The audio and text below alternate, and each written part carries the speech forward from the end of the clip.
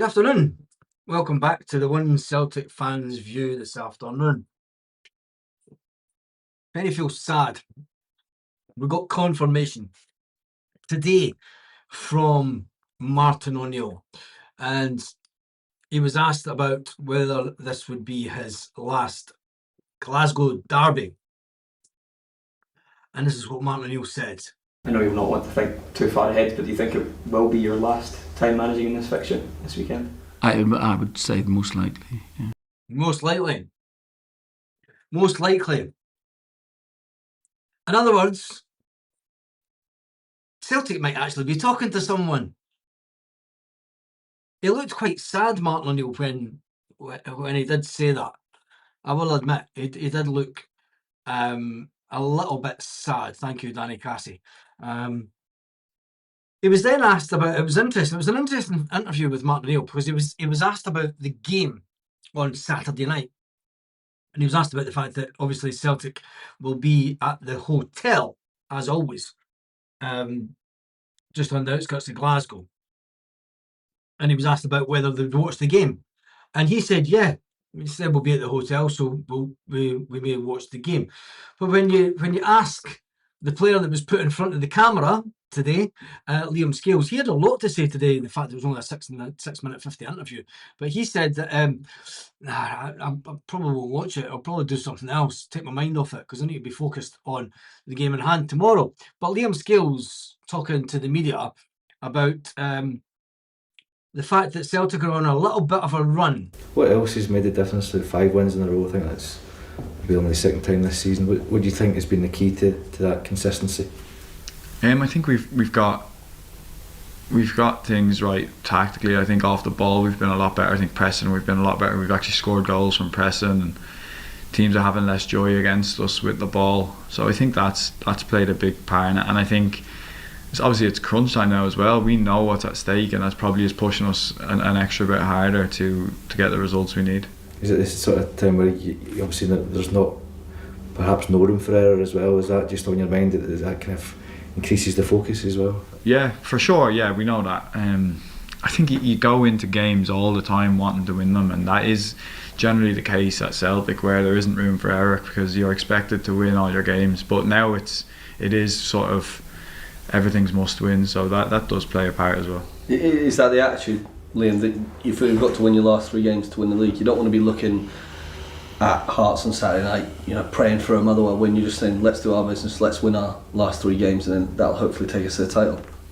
Yeah, definitely. I think if you were approaching it any other way, it wouldn't be the right way to do it. I think that's how we need to approach it, and it's probably true. I know results can go. There's a lot of football to be played, and results can go different ways. But we just want to focus on our games and win our games and see where that takes us. Yep, see where it takes us. See if it can take us to the top of the league. We've won the league again. Fly the flag. Hasn't been sung at Celtic Park this season. It's unusual because normally at this time of the season, it's get the old song out. Let's just take that to the end. Let's just hope that we can do it. I still believe that Celtic can do it. I think it's massive. Martin O'Neill was asked about Dies Maida. Dies Maida back at Celtic, fully fit, raring to go. Somebody stamped on his foot. He got over it. Dies Maida. There's lots of reasons that people in the game, on both sides, let's face it, will want to go out as winners.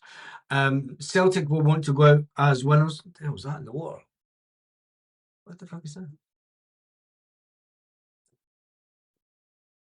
There's something weird bouncing about in the water.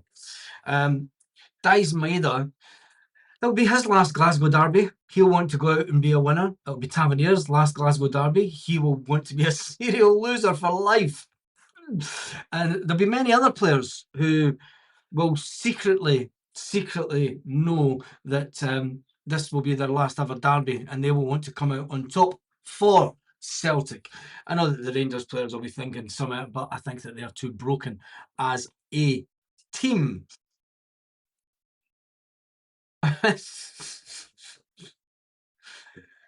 You accidentally hit Paul M.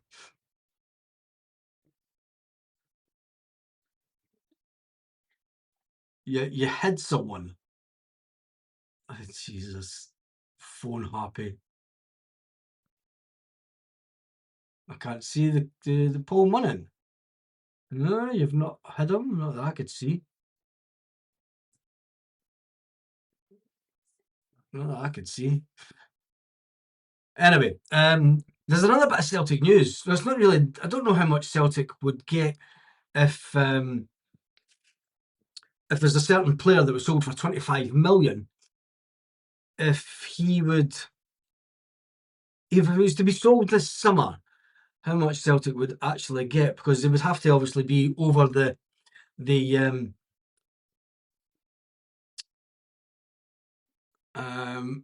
let me just go on to this a second. Apologise. It's no, you just deleted the message. I think you could still comment.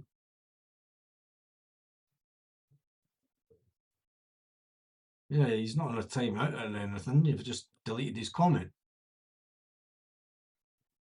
Crazy woman. You've hid him.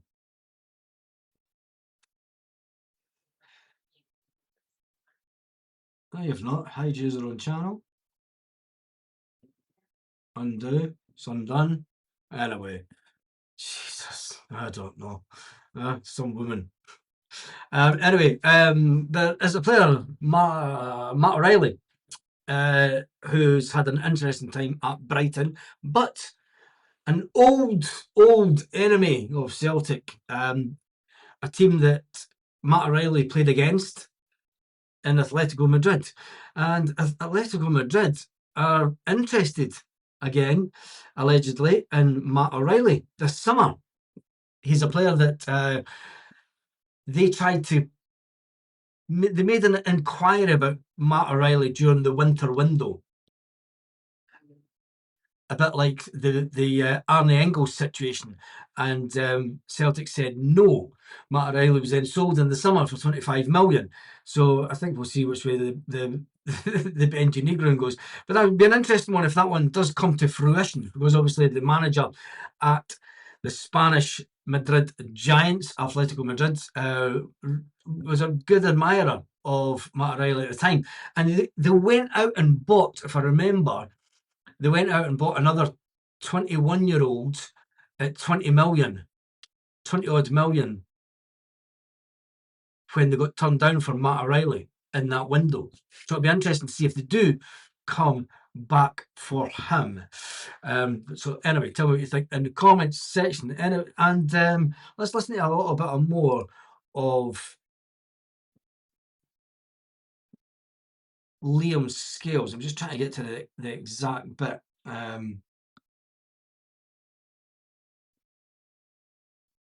Because he's obviously talking about a lot about Rangers and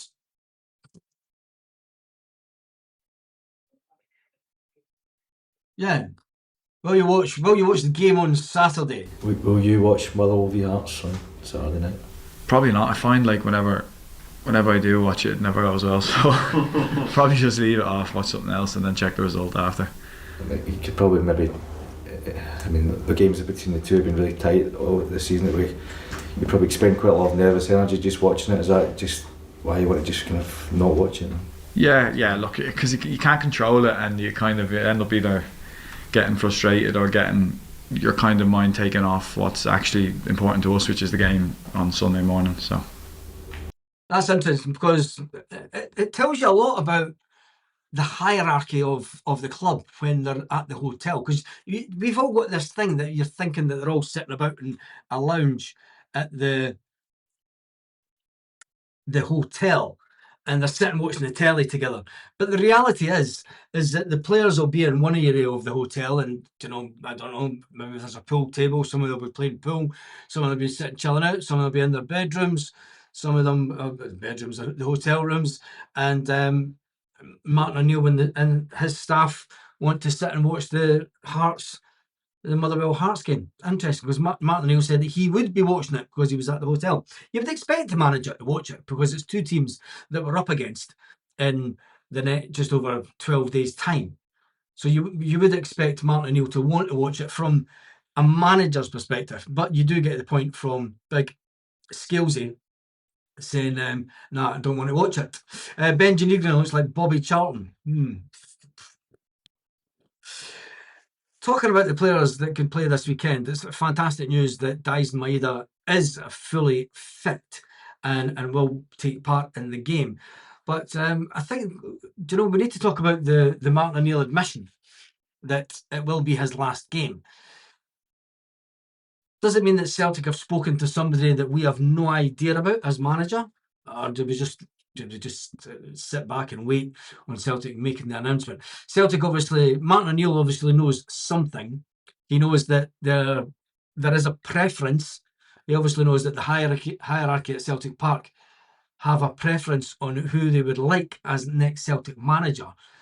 And because he did say before, well, when he came back to Celtic, he never said, he's a sly old fox, is Martin, because he never said that when he was at Celtic the first time. He knew that the club were well down the line, as he said when he came back. He said, I never spoke about it. I didn't think about the cup final because I knew that the club were well down the line with the Wilfred Nancy situation.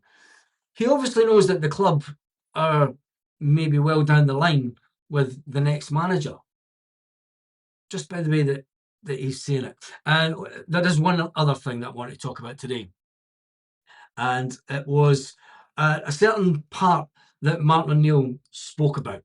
And first of all, I'm going to let you listen to, they say don't involve politics in football. Today is the Scottish elections. Pick up the SNP. Yes, the SNP are doing very well at the moment. They're way in front. So absolutely buzzing for that one.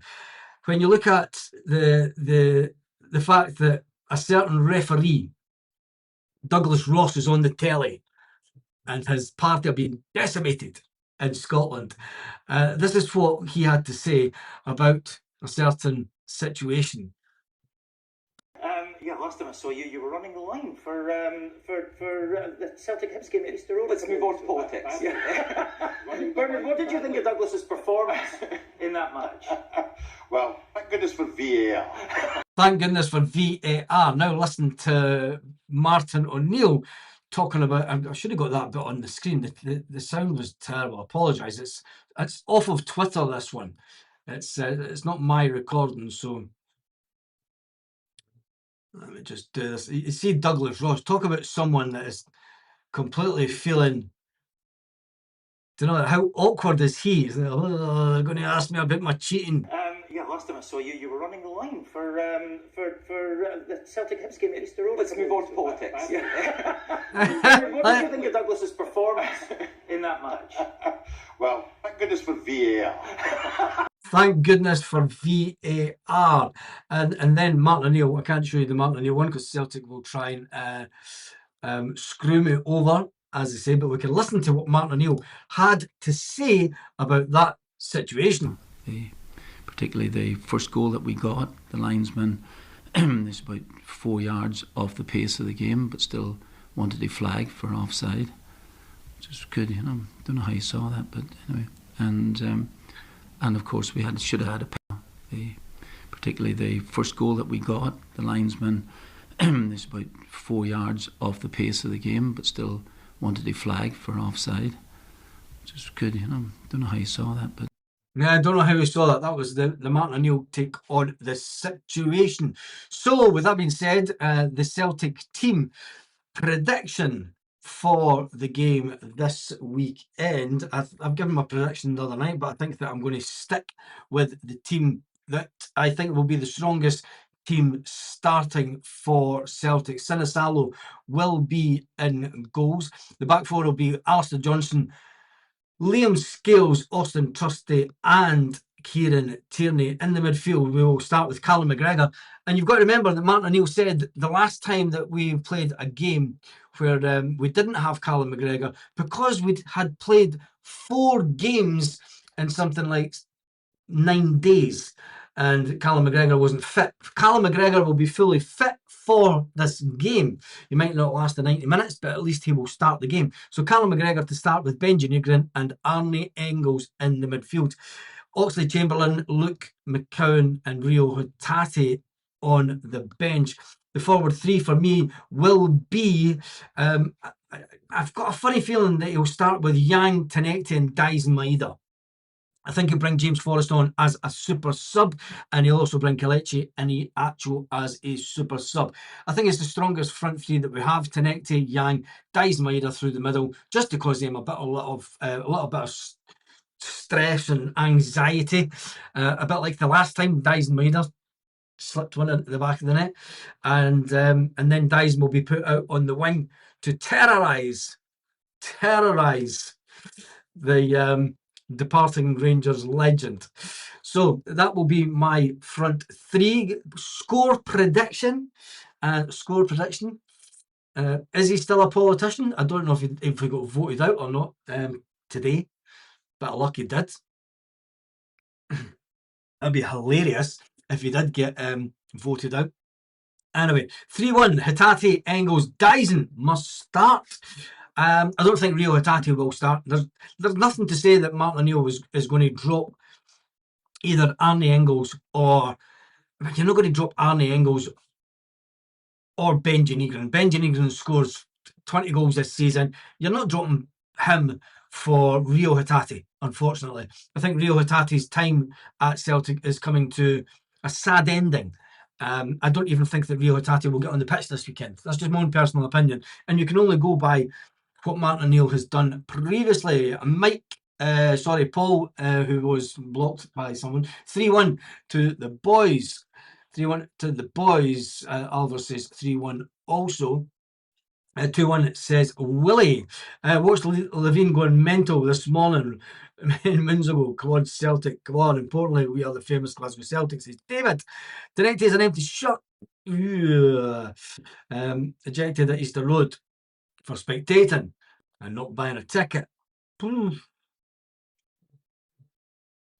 we go. Benji Negron is a waste of space. You'll not be saying that when we get 20 million in the bank from this summer. Williman's going for 2-1 Celtic. Give me your predictions on. And I'm going to go. Let's not put my prediction up yet. Let's get my one up. I'm going to go.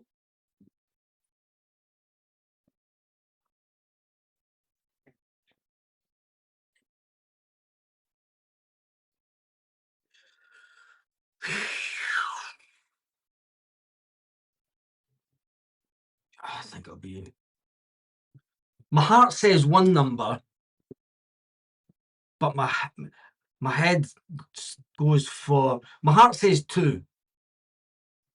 No, my head says 2, but I'm going to go with my heart, and it says 3-1 to Celtic.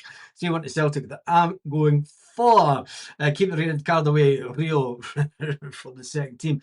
2-0 to Celtic.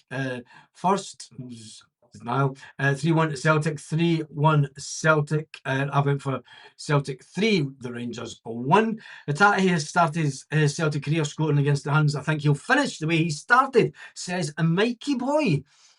I'm not too sure, mate. I'm not too sure.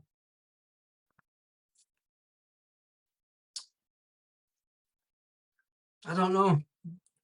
It will be interesting because if he starts the game and he goes through the way that he's went through the majority of this season and he's not pulling his weight in midfield, do you know? People say that Arnie Engels is like a man down. Paulo Bernardo's not getting a chance. Benji Negron's like an empty shirt.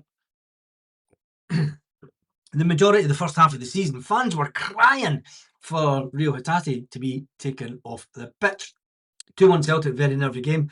That's what I'm kind of thinking, but I'm going to go for 3-1. That's what I think. Danny Cassie, who's already on the swally for the weekend ahead, he's going to go for his favourite 4-9-4 nil. There's even a 7-1 as his favourite scoreline. Michelle's convinced that Maeda has shaved off his hair for the final derby. Only player training with a hat on, and it's not exactly cold. The bald unveiling to screw over Tav once. If he's went back to his baldness, if he's embraced that again, it would just be it'll be a big sad goodbye from me, guys, and if you leave, because I think that you were a better player when you had not shaved the barnet. You know, when you stopped shaving, when you stopped wet shaving the head, I just think that you just weren't the same player, mate. It's between two boldies. You know what I mean? Pod says 2-1 to Celtic 2 or Orangers 1. Our season depends on tomorrow night. We need the Hearts draw or defeat because they'll be Falkirk by 3. I don't think I can watch them. Away, man. I still think that Celtic can win on a point. We'll wait and see. 3-1, come on. Folk are convinced that CCV is starting. Cameron Carter-Vickers will not be starting the game at the weekend. Folk just need to just calm down. He's just back in training after an eternity. Do you know? Not a maternity, eternity. Off. He'd be as well given birth with that big foot of his. But I don't think that Cameron Carter-Vickers will be nowhere near the first team between now and the end of the season. Might come in the last 2 minutes. I wouldn't even say that. The only time I would play Cameron Carter-Vickers is if we're winning on the last day of the season 4-0 and we're champions. You bring Cameron Carter-Vickers on for the last 10 seconds of a game. 2-1 Celtic. We'll all be biting our nails, I think so. Celtic win unless the ref and VAR cheats again. Off the bench to score a penalty. Dyson and Rio Hatate to score a penalty. Celtic 3, the Vermin 1, says Simon. Tav will start this Saturday because it's the last ever derby guaranteed and he will want to be known as the serial loser. Anyway, Kellogg's will be doing a big giant sale for the serial loser boxes, won't they? Chris coming in from Australia says 3-0 to Celtic. I forgive Hatate if he scores. What was that somebody said this morning about Celtic fans being fickle? Dyson will be looking for a hat-trick for the last time. If Martin O'Neill doesn't want to bring Hatate on, don't give him a place on the bench. Oh, touchy. Williman. Collins go for 3-1 the Celtic. George Shirley's in the house. Good afternoon, George Shirley. You're finally alive. Where have you been? He's going for 3-1 Celtic. And loads of pressure on us if Hearts win tomorrow. I don't think that the pressure's there on Celtic anyway.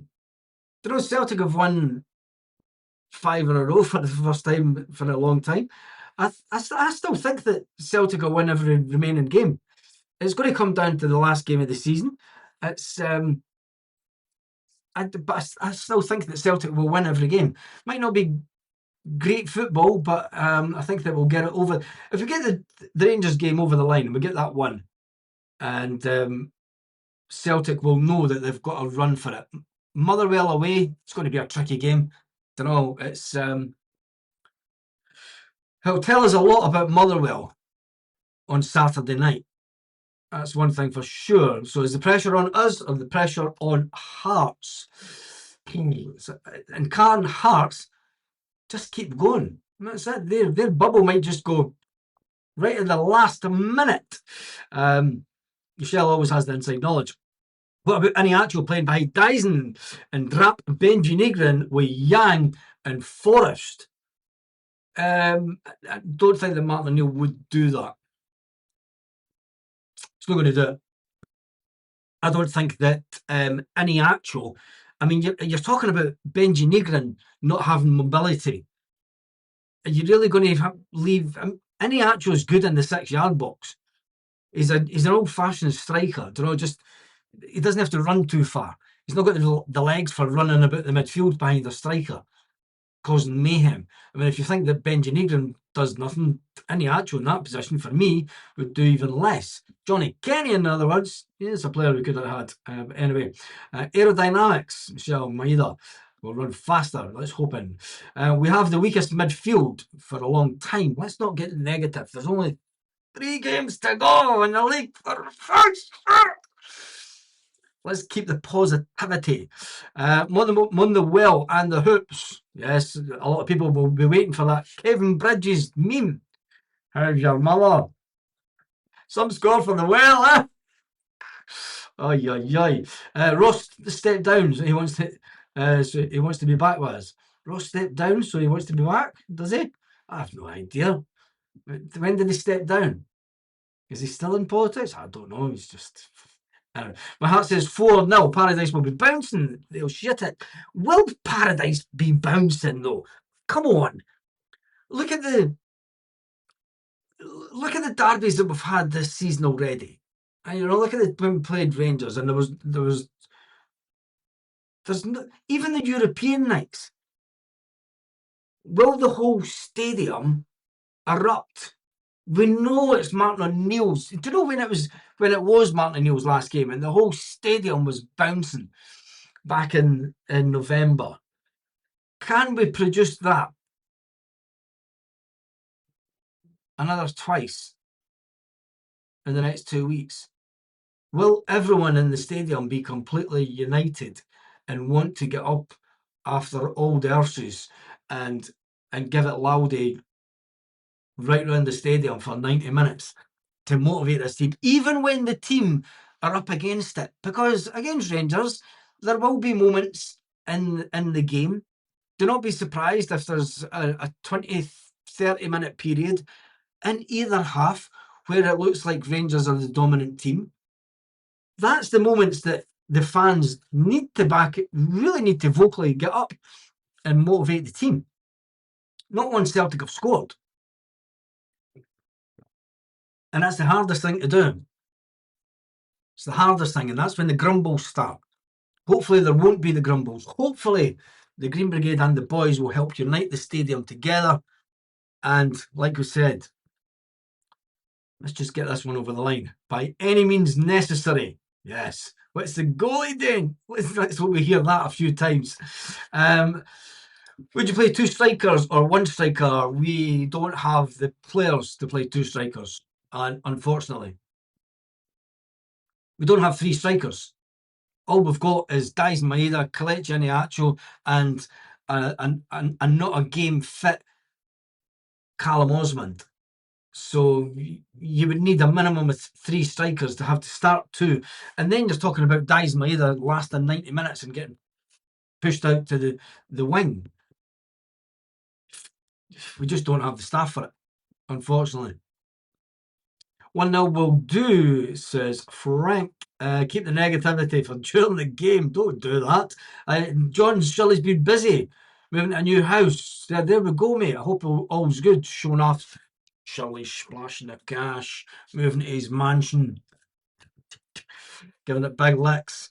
At least wait until tonight. Come on, it's Friday. At least wait till tonight. He tries to dribble and then passes it back to Liam Scales. Of course it'll be bouncing, says Danny Cassie. As Hearts will not beat Motherwell. It's up to us to take care of ourselves. Hearts will not beat Motherwell. It's up to us. Yeah, of course it's up to us. Modern football fans are quite depressing. If it wasn't for the ultras in the stadiums, would be morals. Yeah, I get that.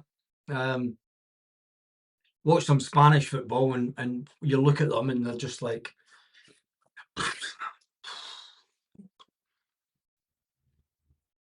very comfy in their seats. Some of the stadiums, it's like they've got big lounge seats in the main stand and everyone's just sitting there. It's like they're sitting on their sofas. That's modern football for you. I just hope that we don't have any injuries after the cervical game because they're going to be dirty on and off the pitch. Who cares? Let's just hope that the waiting for the weekly support cry post from the Green Brigade or the collective, like the last few games, says Gareth. Forrest instead of Tenecti, otherwise we'll be starting to get the same 11 as last week. We should play simply the best. Oh no, that's not going to happen, is it? Just steal their their song altogether. Should play that at if Celtic win the league. Better than all the rest. We just own it. We just own everything like they think they are. The paranoid, schizophrenic zombies that they are think that we control and own everything in Scottish football. But anyway, that lot will get extra time and try and win it like 6 minutes on board and play an extra 10. I'm going to finish up here. Maeda is far better playing on the left, so start him there. B says, come on, you boys in green. The Motherwell boss is still pissed off about that penalty Hearts got in their last game, where they should have bumped them. I'm going to go for a 3-1 win to the well.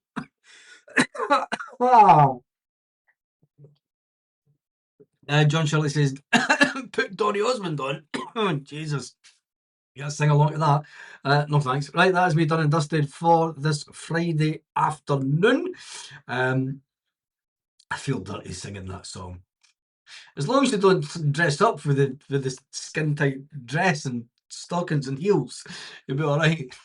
Anyway, have an absolutely fantastic evening, Celtic fans. I shall see you tomorrow morning, and it's going to be Saturday. It's when the shit hits the pan, as they say. Can it sink the Hearts? That's the thing. Have a fantastic evening wherever you are, Celtic fans all around the world.